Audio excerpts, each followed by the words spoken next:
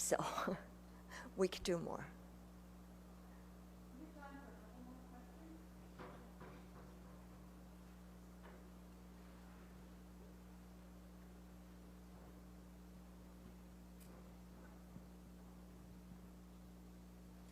Thank you again for speaking today.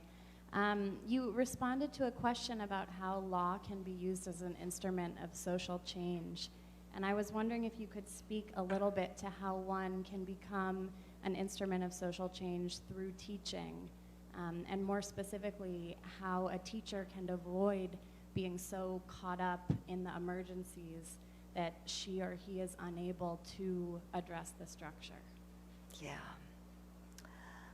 Well, other people like Freire have talked about how we form a pedagogy that makes real citizen agents, people that know how to take charge of the conditions of their own lives and demand real working democracy. So the formula is out there for doing it.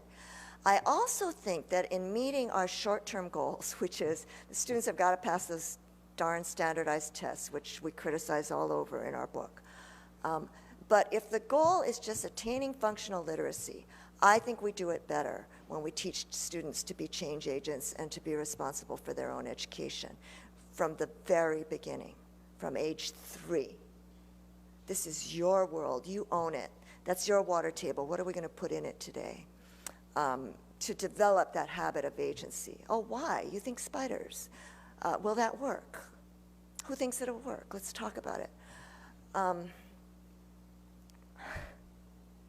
So I think teachers can do it, and teachers are going to be absolutely critical in teaching people what it means to be a citizen. A citizen is a person who thinks for themselves and speaks to their neighbors about what our world ought to look like and stands up when something is wrong. And so many of us have just gotten out of that habit. And I include myself in that indictment. You know, I am a parent with kids in public schools. There's so many things that are falling apart all around. You just get, oh, well, you know, the toilets.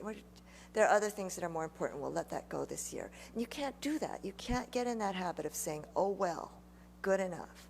Not when it comes to our kids. And one thing we could do is to teach them to speak up for themselves. If the students can identify what's wrong with their school, and believe me, if you talk to them, they can. Are you a teacher? All right.